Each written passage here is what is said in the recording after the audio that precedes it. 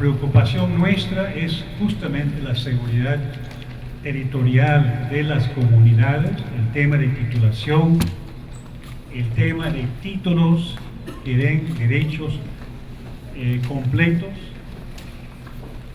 para las comunidades campesinas y las comunidades nativas del Perú. Nos preocupa mucho esta ley. Descubrimos casi por casualidad a fines de julio el título 3 de esta ley. Toda la atención pública estaba fijado en el título 1. Y cuando leímos en mi oficina el título 3, nuestras bocas se quedaron abiertas. No pudimos creer. ¿Realmente está diciendo esto? ¿Qué significa esto? ¿Qué significa el otro? Entonces decidimos en ese momento que era muy importante informarnos a nosotros sobre la ley, qué significa realmente, y informar al público, y en lo posible informar a representantes de comunidades y de gobiernos regionales, para poder realmente a nivel nacional tener un debate. Entonces les doy la bienvenida a esta tarde. Espero que nos informemos bien y que haya debate también. Muchas gracias. Muy buenas tardes a todos y todas. Mi nombre es Álvaro Campana, soy coordinador de la Plataforma para el Ordenamiento Territorial. Y bueno, también quería darles la bienvenida a nombre de la red MUCI, de la propia Plataforma para el Ordenamiento Territorial, la Plataforma Gobernanza Responsable de la Tierra, Territorios Seguros para las Comunidades del Perú. Bueno, entonces de lo que se trata en esta tarde es de discutir esto, qué va a pasar con la política de ordenamiento territorial, qué implicancias tiene esta ley en este articulado que plantea que, bueno, como ya les mencioné, lo del Consejo de Ministros, pero además que la zonificación ecológica y económica y el ordenamiento territorial no definen nada, solamente son instrumentos orientadores. Bueno, comencemos. La primera mesa, pido que pasen a la mesa a los integrantes. Buenas tardes con todos. Mi nombre es Silvana Baldovino y voy a moderar la primera mesa de la tarde referente a los impactos del título 3 de la Ley 30230 sobre la seguridad territorial de las comunidades campesinas y nativas.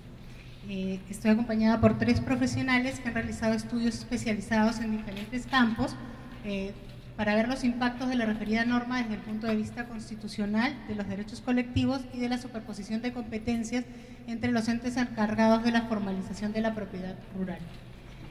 Como comentó Richard hace un momento, esta norma sorprendió de manera significativa al sector ambiental por las normas o la ligereza con que se redujeron algunos de los procedimientos ambientales más importantes, así como las modificaciones en el ordenamiento territorial que mencionó Álvaro. Marco es abogado por la Universidad Nacional Mayor de San Marcos, magíster en Ciencias Sociales de la Religión por la Facultad de Ciencias Sociales de la Universidad San Marcos, máster en Protección Internacional de los Derechos Humanos por la Universidad de Estrasburgo. El título 3 de la Ley 30230 importa afectaciones muy severas, potenciales y algunas de carácter cierto a derechos territoriales indígenas. Esta ley cae en un escenario concreto, ¿no? Es un escenario de presiones territoriales caracterizadas por la aprobación de megaproyectos, concesiones y proyectos extractivos, obras de infraestructura aprobadas, por cierto, sin consulta previa, y sobre tierras en su mayoría no tituladas, lo cual ya implica una afectación del artículo 21 de la Convención Americana, ley que crea un procedimiento extraordinario y especial a favor de inversionistas públicos y privados para el saneamiento físico legal de predios no saneados dentro de áreas de influencia directa e indirecta. El único objetivo legal de la ley entonces es dinamizar y favorecer las inversiones privadas o públicas, y el objetivo para ello es sanear física y legalmente predios a fin de que estos entren en el tráfico jurídico y puedan, en el caso de los privados, ser objeto de transacciones, ¿no es cierto?, para poder viabilizar el ejercicio de los derechos otorgados, llámense concesiones, Una ley sumamente compleja, sumamente detallada, muy técnica, que no ha tenido opiniones técnicas de ningún organismo especializado, ni público ni privado, y que fue aprobada por el Parlamento en la Comisión Permanente del Congreso por 11 congresistas en solamente 2 semanas de procedimiento. Sin embargo, sí la ley está propiciando esta suerte de despojo territorial a favor de inversionistas privados. Pero ¿qué tal si la ley 3230 se publica una modificación en la que se declara, se excluye del efecto a las tierras de comunidades campesinas y nativas? ¿Sería esto suficiente? Nos planteamos que no. Y esto por la sencilla razón de que el actual gobierno se ha arrogado la potestad de decidir quién es indígena y quién no. Es decir, se señala, ¿no es cierto?, bajo una tesis ciertamente un poco peregrina, que no existen pueblos indígenas o comunidades indígenas en la costa, ¿no es cierto?, y en la sierra está por verse. Entonces, ¿quién decide quién es indígena y quién no? El Estado. La ley, esta cláusula de condicionalidad estaría entonces supeditada a un ejercicio discrecional unilateral del Estado. Y en segundo lugar, de que no se está hablando de territorio, sino de exclusión de tierras de comunidad, ¿no? Tenemos bastantes leyes, bastantes normas, que unas se superponen a otras, que unas no han derogado a otras de manera expresa, se entiende que hay derogaciones tácitas, pero finalmente lo que resulta es una confusión, ¿no? Que es lo que ha pasado en materia de saneamiento físico legal en temas de comunidades nativas y campesinas. Que finalmente lo que tenemos es una norma cuya interpretación puede someterse a 2 cosas: a una interpretación antojadiza por parte del gobierno, de las propias empresas, o a una interpretación difusa, confusa, ¿no? ¿Qué le doy? O sea, una interpretación literal, ¿qué es lo que me dice finalmente, ¿no? Me va a decir que quienes están excluidos, o digamos los predios, o digamos cualquier predio o cualquier terreno que no tengas saneado en ese momento la propiedad, entonces podría ser susceptible a pasar a formar parte del proyecto de inversión. La norma establece una serie de disposiciones que son bastante poco claras, ¿no? Poco claras, difusas, bastante etéreas. Entonces, sí precisamos o la modificación por ley o finalmente, en el peor de los escenarios, las precisiones que se hagan en el reglamento, si cabría eso. Nuestro tercer panelista es Juan Carlos Ruiz, es abogado con especialidad en Derecho Constitucional y Derechos Humanos, con experiencia en trabajo en Derecho Parlamentario, Derechos Humanos, Acceso a la Justicia y Derecho de los Pueblos Indígenas. Va a tocar directamente el tema, la constitucionalidad de esta norma y la afectación a los derechos de pueblos indígenas. ¿Esa sentencia es válida? Pero lo hemos encontrado infragante, no es válida, pues. ¿Y dónde está el punto? Y es que los derechos fundamentales son criterios de validez material de toda decisión. Es una ley aparentemente expedida en el marco de las competencias del Congreso, pero afecta, entre otras cosas, el derecho de propiedad de los pueblos indígenas. Y la medida que afecta el derecho de propiedad, voy a explicar ahorita, tiene un vicio de nulidad. O lo arregla el Congreso o se arregla vía una demanda de inconstitucionalidad. Entonces, lo primero que hay que decir entonces es que no es cierto eso que dijo una vez Humala, piña con abajo. O sea, si yo logro demostrar que esa decisión afecta a derechos fundamentales, la última decisión no la tiene el poder político. La tienen los jueces a través de los cuales habla la Constitución política. ¿Entienden? Entonces, eso ocurre acá. Y eso ocurre, y a veces eso no se entiende, porque a veces algunos funcionarios creen que, por ejemplo, el derecho a la consulta, el derecho a la titulación, se va a cumplir cuando a ellos se les antoje. Pero hay una excepción, que es el punto central de la inconstitucionalidad de la norma. Es cierto, si no está titulado un territorio, es del Estado, salvo que sea territorio de los pueblos indígenas. Pero en el caso de los pueblos indígenas, la simple posesión ancestral equivale al título. Esa regla está en el 14 del Convenio 169 y está desarrollada ampliamente, primero en sentencias de la Corte Interamericana, que tienen rango constitucional, y luego, tímidamente, el Tribunal Constitucional lo ha dicho. Esta regla es muy importante porque esta regla acá ha sido invisibilizada. Entonces, en el caso del capítulo 3 de la Ley 3230, la inconstitucionalidad no está por lo que dice, sino por lo que calla. Aquí, si uno mira la norma, no aparecen por ningún lado los territorios de los pueblos indígenas, no aparece por ningún lado el derecho a la propiedad de los pueblos indígenas. En la medida que acá va a haber reasentamiento, ¿no es cierto? Aproximadamente de las 6.000 y pico de comunidades que hay, 1.500 no tienen título. Si esto se concreta, van a ser expulsadas, desplazadas. Es evidente que además de consultar, hay necesidad de hacer consentimiento. ¿Qué significa consentimiento? Consentimiento significa que en determinados casos, además de consultar, el Estado tiene que obtener el consentimiento. No lo digamos nosotros. La Corte Suprema, en un caso que litigamos como IDL, Corte Suprema en una sentencia, ojo, sentencia vinculante, porque es una acción popular, artículo 82 del Código Procesal Constitucional dice que ese es normativo. Le dijo al MINEN, oye, en determinados casos, la decisión, además de consultada, tiene que tener el consentimiento. Y citó literalmente la sentencia Saramaca. Entonces, no se ha consultado, no hay consentimiento, hay violación del derecho al territorio, a la propiedad, a la autodeterminación.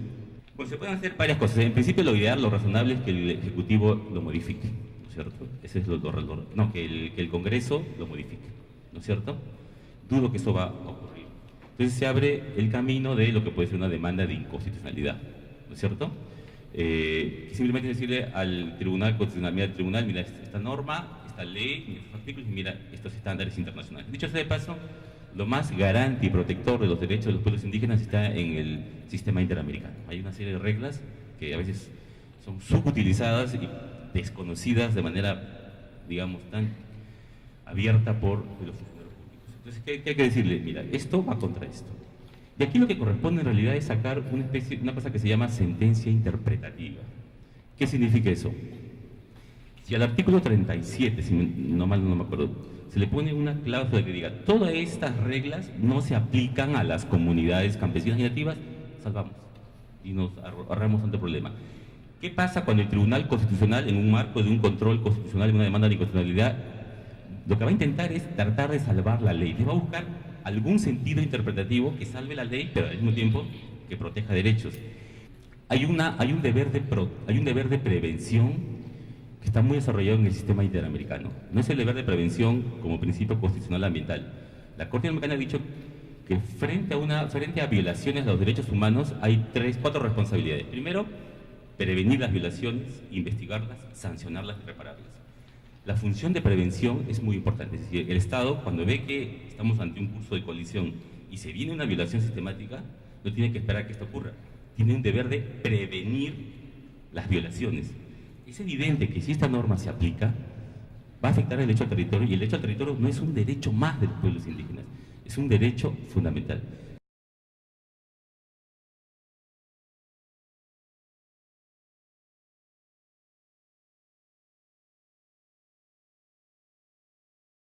Ya nos han resumido un poco en la anterior mesa las consecuencias de esta norma hacia los pueblos indígenas. Creo que es muy importante justamente que comencemos, como señaló Richard, a dialogar sobre las posibilidades y las consecuencias que tiene esta norma en el ordenamiento jurídico y sobre todo para los derechos de los pueblos indígenas.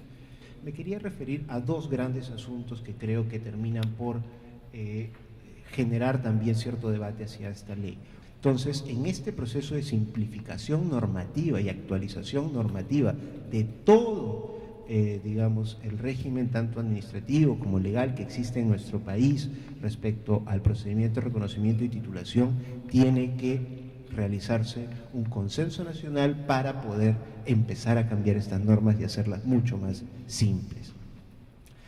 Un segundo tema es todas las controversias que existen de derechos en territorios titulados y por titular de comunidades campesinas. Un problema que hallamos y que se refleja en ese informe es que existen sobre, digamos, las tierras por titular a veces otros derechos otorgados a terceros por el propio Estado o áreas naturales protegidas que el propio Estado ha querido generar.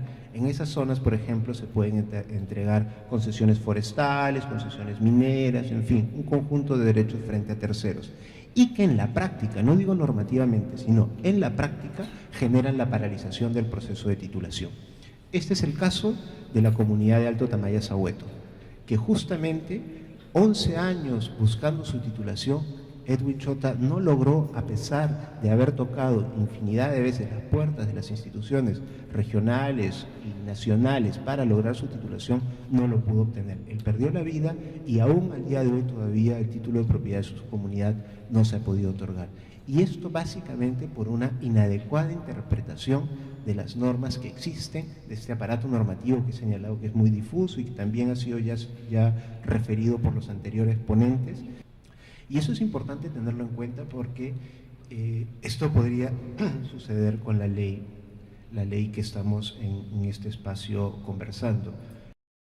Para nosotros esta ley, si es que se interpreta, esta ley no se podría interpretar en el sentido de que modifique el régimen de comunidades, el régimen de propiedad de las comunidades campesinas y nativas por un simple hecho, que ésta no ha pasado por un proceso de consulta previa. Nosotros al Poder Ejecutivo le hemos instado justamente a que pueda emitir un lineamiento preciso de que esta norma se tiene que interpretar de otra manera distinta a la posibilidad de la modificación del reglamento del régimen de protección de la propiedad comunal de las comunidades campesinas y nativas. Ese es un mensaje que nosotros hemos emitido al Poder Ejecutivo hace unos 10 días y que si pasara, digamos, una interpretación de la cual esperamos que con ánimos de salvar la norma, como ha sido referido también por los anteriores panelistas, si pasara una aplicación contraria a la que nosotros estamos señalando, que no podría ser porque no ha pasado por un proceso de consulta, se tendrán que analizar los mecanismos, ya sea administrativos, judiciales o hasta constitucionales, para justamente demandar que no puede haber una modificación sin un proceso de consulta. Hay un entramado de poderes legales, de mafias, ¿no?, en torno a la titulación de las tierras. La Ley Orgánica de Gobiernos Regionales le da a los gobiernos regionales la competencia para llevar a cabo estos procesos, es que se sigue demorando, ¿no? Entonces, aquí hay un tema que nosotros estamos tratando de coordinar con Agricultura, que va orientado a digamos, dar un respaldo en términos de lineamiento, de recojo y evaluación de información para el reconocimiento e inscripción de personería jurídica de comunidades nativas en los registros nacionales, ¿no? Y que permitan facilitar a los gobiernos regionales estos procesos de titulación. Entonces, este esfuerzo por generar lineamientos que faciliten los procesos de titulación en las comunidades nativas y desarrollo agrario en la selva, en la zona amazónica, creemos que puede ser una medida que favorezca el desentrampamiento de estos procesos de titulación, ¿no? En cuanto al tema de la reglamentación de la ley número 30230, ¿no?, en este caso nosotros desde el Viceministerio de Interculturalidad y también desde el otro viceministerio, hemos emitido una opinión, una propuesta para la reglamentación de la ley, en la cual pedimos específicamente que se agregue una disposición complementaria en la medida que se señale que las medidas establecidas en el presente reglamento sobre procedimientos especiales de saneamiento físico legal excluya y no sea aplicable a tierras de comunidades campesinas y nativas, incluyendo reservas indígenas y áreas de uso público de protección, forestales de protección que constituyan sitios o zonas arqueológicas y aquellas declaradas como parte integral del patrimonio cultural de la nación.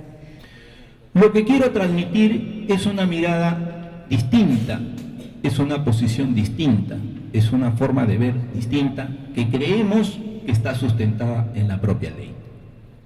La ley 30.230, a la cual la mesa anterior se ha referido,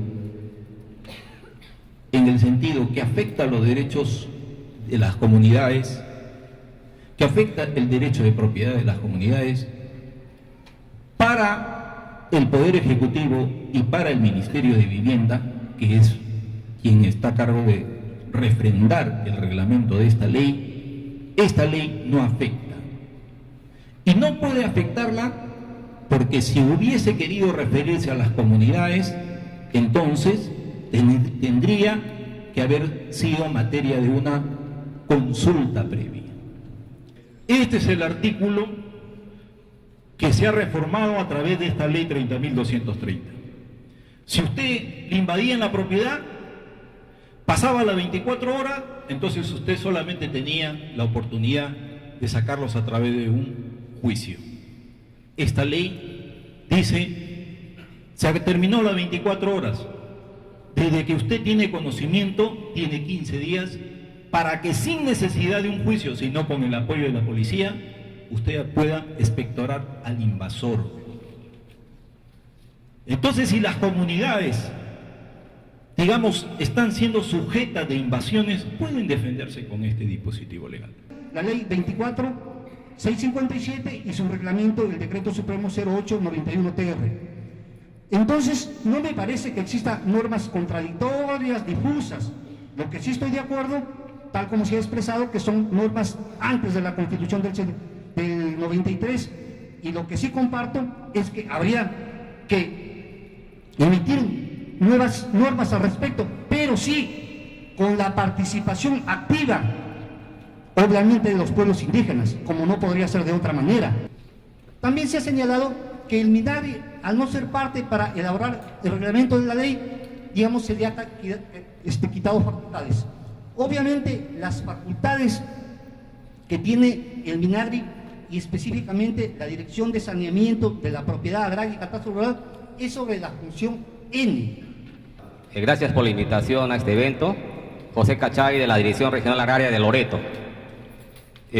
Siento que en remembranza COFOPE se ha llevado algunas competencias que contradicen el literal N del artículo 51 de la Ley de Gobiernos Regionales, porque los proyectos a desarrollarse, sobre todo en Loreto, ¿qué significa? Hidrocarburos, significan proyectos agroindustriales, y esos son temas rurales que le corresponden definitivamente su saneamiento y su tratamiento a los gobiernos regionales a través de las direcciones regionales agrarias. O sea, el Ministerio de Agricultura, como ente rector, está abdicando en algo de parte de sus competencias. Para mí realmente esta disposición es atentatoria contra nuestras comunidades campesinas. El que habla es presidente de la Federación Regional de Ayacucho. Ayacucho cuenta más de 600 comunidades campesinas tituladas y muchas de ellas no están tituladas registradas, pero ya no el proyecto especial de titulación de tierras asume esta tarea, sino que COFOPRE está entrando en disolver las comunidades campesinas. Están entrando titular en forma individual, casi a la fuerza. Bien, mi nombre es Yelso Hernández, soy cajamarquino, presidente de la Central Única Nacional de Rondas Campesinas del Perú. Bien, creo que a los cajamarquinos ya nos han dicho de todo. La pregunta es, bueno, en Cajamarca primero que nosotros nos están excluyendo de que las rondas campesinas ya no somos parte de los pueblos indígenas. Entonces nosotros durante este proceso de resistencia por la defensa del territorio hemos tenido que reconstruir nuestra crónica historia. Una crónica de nuestra historia como pueblos indígenas. Entonces la pregunta es, ¿por qué excluyen a las rondas campesinas de este proceso? Porque nosotros nos consideramos que somos sujetos de derecho, somos parte del Estado. Yo creo que en ese sentido nosotros, al menos en Cajamarca, hemos dicho, no vamos a permitir que nos tengan que muchas veces tratar como terceros. Nosotros somos originarios, somos campesinos, somos ronderos, somos parte de los pueblos indígenas, tal como dice el convenio 169. Antes de todo quiero agradecer la invitación que nos ha hecho, felicitando también a los organizadores de este evento tan importante para el pueblo indígena, para los campesinos de todo el país. En efecto, yo he escuchado las dos ponencias de la primera mesa, que totalmente estamos de acuerdo con los análisis que han hecho, y también la segunda mesa del representante de la Defensoría del Pueblo y del Ministerio de Interculturalidad del Ministerio de Cultura. Y es lógico que los dos representantes del Estado están un poco nerviosos también, porque ellos están precisamente representándonos en estos momentos. Han hecho pelear a hijos con sus padres, a esposos con sus esposos, a padres con hijos, y todo el mundo se está peleando hasta hoy. Y dentro de las comunidades ya tituladas incluso han dado títulos a particulares. Entonces ese es el camino que usted, señor Pair Samán, debe de corregir si está todavía en el gobierno. Cuando mencionan que a través del reglamento van a como excluir a los pueblos indígenas, a las comunidades nativas y campesinas, yo me pregunto por qué esperar el reglamento, ¿no? ¿Por qué no hacerlo en la ley? Porque en este país tenemos un historial de leyes que dicen algo y reglamentos que en lugar de darle forma dicen o quitan cosas inclusive, ¿no? No estoy diciendo necesariamente que detrás de esta norma hayan estado los mineros, pero en todo caso sí hay, diría yo, una concepción errada del territorio, del ordenamiento territorial y de la sostenibilidad en términos económicos, ambientales, etc. El ordenamiento territorial no busca ni significa paralizar absolutamente nada. El ordenamiento territorial es eso. Han venido impulsando este proceso los gobiernos descentralizados, impulsando los procesos de zonificación económica, ecológica. En ese sentido es que se presentó a partir de la plataforma de ordenamiento territorial con un amplio proceso participativo de construcción de propuesta normativa, se presentó un proyecto de ley que busca regular el ordenamiento territorial que está en el Congreso de la República, que ha sido objeto de una serie de audiencias públicas descentralizadas conducidas por la Comisión de Descentralización, que ya tiene un predictamen, listo para ser debatido en la Comisión de Descentralización. Como anécdota nada más, cuando en la última legislatura el presidente de la comisión quiso ponerlo a debate, los congresistas oficialistas simplemente no asistían y dejaban sin quórum a la comisión, entonces ni siquiera había posibilidad de discutirlo. Ya no diré aprobar estas propuestas porque nos queda poco tiempo, el escenario político es poco favorable, perdónenme que sea tan franca en todo caso, pero por lo menos seguir manteniendo el debate abierto y ojalá proyectarnos en escenarios futuros un poco más favorables para aprobar este tipo de normas en favor de los pueblos indígenas, en favor del ordenamiento territorial, en favor de un desarrollo verdaderamente sostenible. Justamente la posibilidad de poder desarrollar una planificación dentro de nuestro territorio. Nosotros como representantes de los gobiernos locales vemos con mucha preocupación justamente la norma que estamos debatiendo hoy día.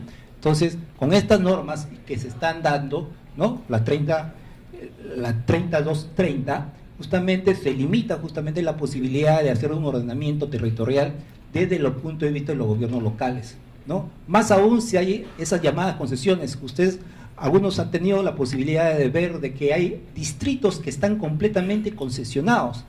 ¿Cómo se podría hacer una planificación ahí en esos distritos? Preguntémonos nosotros. Las limitaciones son muy fuertes, ¿no? En la medida que ya han sido cedidos a privados o han sido cedidos a las empresas mineras, lo cual no permite hacer una planificación territorial. No es dramática para el Perú como se nos quiere hacer creer, están en la demanda y no en la oferta, en la que las medidas económicas ponen énfasis.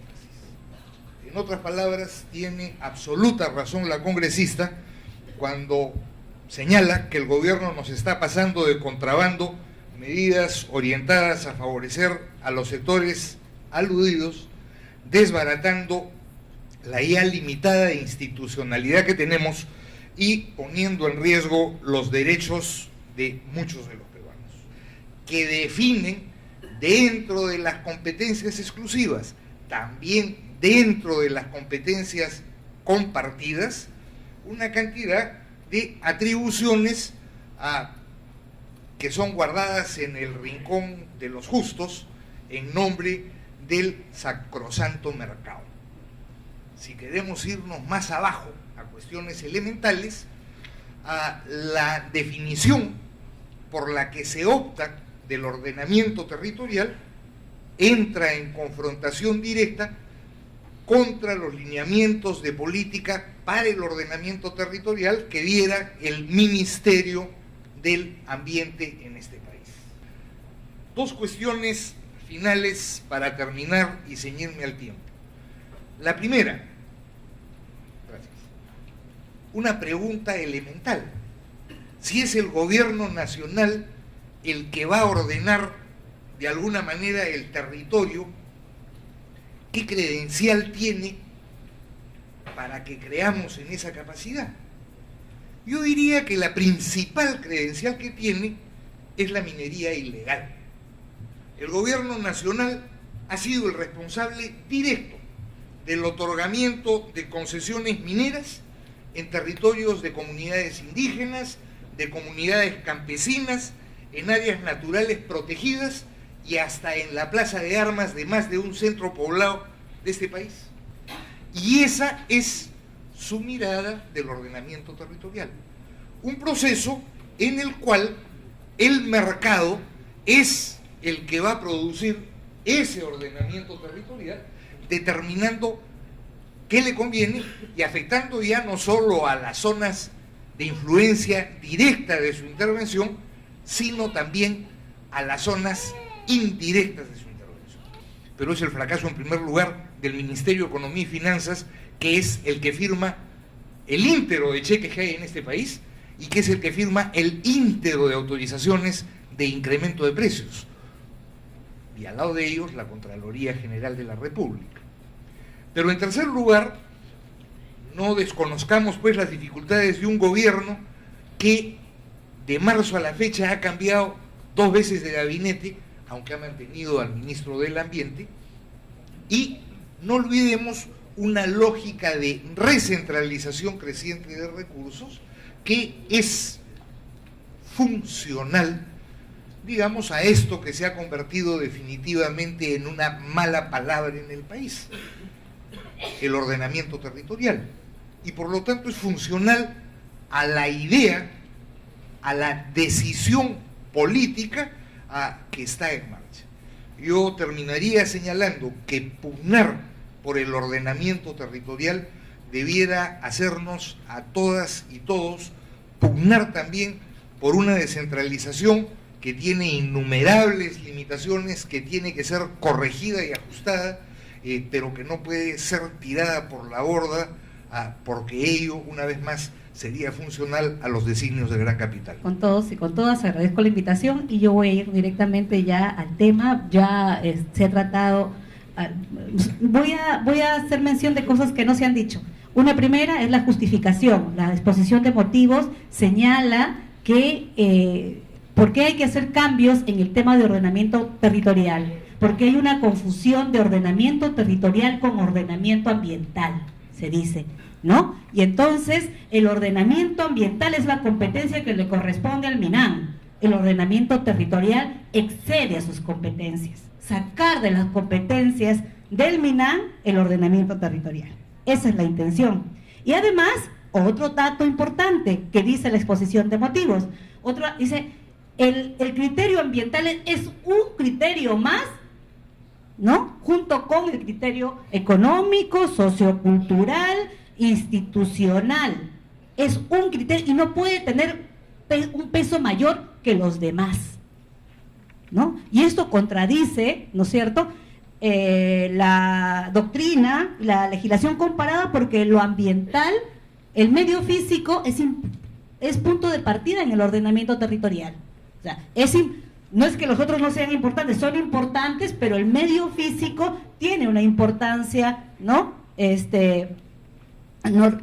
relevante porque es el punto de partida sobre el territorio, sobre cómo es que se hace ordenamiento territorial, ¿no es cierto? Entonces los demás componentes importan, pero hay un peso que tiene, ¿no? Y por eso es que en Colombia se habla de al ordenamiento ambiental se le llama condicionamiento ambiental para el ordenamiento territorial. Hay condicionamientos en la legislación, en Alemania también. Entonces, no solamente sustraer, sino quitarle el peso al componente ambiental dentro del ordenamiento. Es otro de los temas que plantea.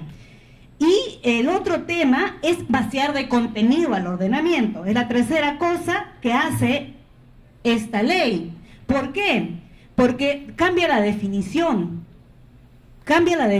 de lo que es ordenamiento, ¿no? Entonces, era proceso, si recuerdan, técnico, político, técnico, administrativo, de concertación para el uso y ocupación del territorio, ¿no? Entonces le quitan concertación y le quitan para el uso directo, sino para orientar el uso.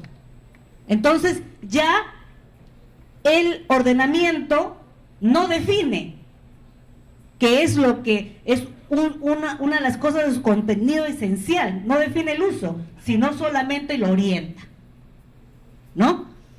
Y por eso es que viene a renglón siguiente, viene y dice, pues, para precisar aún más, el ordenamiento no define usos ni exclusiones de uso. Entonces, precisa, ¿no? Entonces, ese es el cambio legislativo que se ha hecho. Entonces, y la pregunta es, el MINAN ha venido diciendo, y eso no es cierto, que el ordenamiento no establecía, no regulaba el uso. Sí lo hace, sí lo ha hecho y lo hace. ¿Es ordenamiento territorial el ordenamiento ambiental?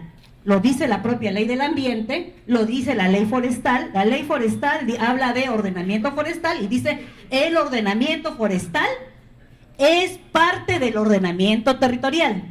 Lo mismo dice la ley del ambiente. El ordenamiento ambiental es parte del ordenamiento territorial, ¿no? Y el ordenamiento forestal, por ejemplo, establece zonas de producción permanente y otras categorías, zonifica las áreas, ¿no es cierto?, forestales, hace ordenamiento, define usos, regula usos, así de claro, ¿no? Como lo es. Entonces, igual también para el tema de ordenamiento forestal, ¿lo afecta? Es una pregunta, ¿no? ¿Esta norma que cambia de contenido al ordenamiento, ¿lo afecta o no lo afecta? ¿Le quita el carácter vinculante o no le quita? Es la pregunta que yo quería para juntos analizarla, ¿no? Pero mi respuesta es que norma específica prima sobre norma general, no sé, por ahí la interpretación, por lo tanto, para defender todo este ordenamiento ambiental, pero sí me preocupa.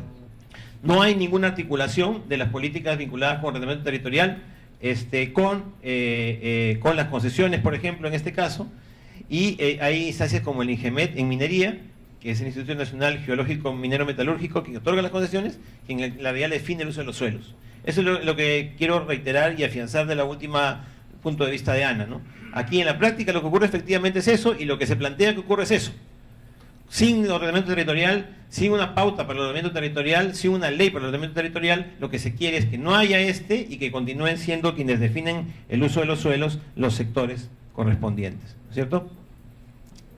Y evidentemente con ello se afectan las competencias constitucionales de gobiernos regionales, locales, ya lo mencionó con detalle hace un momento la mesa anterior.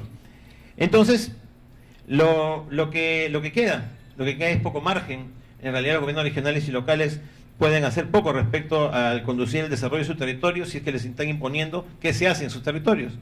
Y en la práctica se les está imponiendo el desarrollarse en función de las industrias extractivas, petróleo, hidrocarburos, minería, etcétera, quienes están estableciendo la imposición de estos desarrollos y por dónde debe ir el desarrollo futuro de los gobiernos regionales y locales y nuestro país en general son los sectores competentes en cada materia. Termino con esta imagen, ¿no? Ustedes sumen las dos imágenes y vean qué nos cae de territorio, ¿no? Estas son las imágenes de las zonas para hidrocarburos, ¿no es cierto? Y la imagen de las zonas mineras. Para ir terminando, un factor o un elemento ausente en todas las propuestas de ordenamiento territorial, como lo comenté hace un momento, es la dimensión intercultural. Es decir, el reconocimiento de la existencia de otra forma de entender, ocupar y usar el territorio. Los mismos pueblos indígenas han luchado en la figura de los títulos de comunidad, pero también es verdad que hay otras propuestas que vienen siendo trabajadas y vienen siendo exigidas por algunas organizaciones. Creo que la más completa, por lo menos la que yo conozco, es la de la FENAT, de la Federación Nacional Achuar. El pueblo Achuar es un pueblo de la familia Jíbaro, que está ubicado en la zona, en el departamento de Loreto, por el Alto Amazonas, y ellos tienen una propuesta, por ejemplo, de reconocimiento de su territorio integral, es decir, todo un territorio que está más allá de los límites formales, físicos, que ha ido imponiendo el Estado durante toda la historia. Cuando los compañeros, los señores dicen de que vamos a implementar con los reglamentos, ahí vamos a especificar y vamos a decir claramente que los pueblos indígenas no van a ser afectados. Nosotros no lo creemos, hermanos. No somos chiquillos. ¿Por qué? Porque en nuestra comunidad de Supayá tenemos 12 concesiones mineras y uno estaba operando. Y hemos venido en el Ministerio de Ambiente, hemos ido al Ministerio de Energía y Minas, hemos ido en PCM. ¿Qué nos dicen los señores? En Apurímac tenemos ya 5 proyectos de gran envergadura declarada como de interés nacional por el presidente Alan García. Y tenemos afectado 1.200.000 hectáreas de concesionados en todos los territorios de los 450 o 472 comunidades. Y el territorio de Apurímac, el 94% del territorio es comunal, el 4% es obviamente de otro sector, de sectores urbanos. Entonces, esos proyectos, esas concesiones de 1.200.000 hectáreas, obviamente que van a ser ejecutadas no como han dicho los funcionarios, eso está claro. Muy saludable la reunión de hoy día.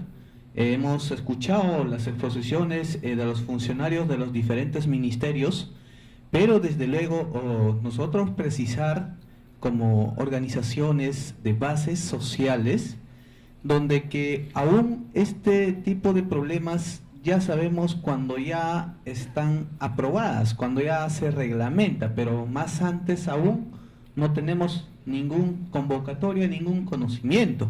Por lo tanto, creo que también doy ese mensaje de que los funcionarios del Estado aún no conocen el territorio geográfico de cada región y toman, disculpen el término, a carpetazos en el gabinete. Sí, los organizadores me han hecho un encargo bastante complejo, que es tratar de sacar algunas conclusiones. Como ustedes se habrán dado cuenta, la tarde y esta parte de la noche han sido bastante ricas como para tratar de hacer algunas conclusiones. Sin embargo, intentaré combinar un intento de síntesis ya de mi cosecha en el minuto final. Creo que hemos tenido una lectura básicamente jurídica en esta jornada. Hay una lectura política que se ha hecho en parte en esta jornada, pero creo que es importante ubicar esta discusión en un contexto más amplio, el contexto mundial, de lo que es el ritmo y las tendencias de la economía mundial, pero también el contexto nacional y lo que alguien reclamaba, un análisis del poder, y eso se dijo en varias cosas. Creo que esta jornada nos ha mostrado varias cosas, pero nos deja también varias preguntas. Las centrales, ahora, después de esto y en los días y meses que vienen, ¿qué podemos hacer? Se tratará de pugnar por una reglamentación en la ley que, entre otras cosas, excluya a las comunidades campesinas. Se buscará una modificación en la ley, como también fue planteado. Se buscará la derogatoria de la ley atendiendo a los distintos puntos, más allá de los que trabajamos en esta jornada y que Pilar Camero nos ha mostrado hoy día.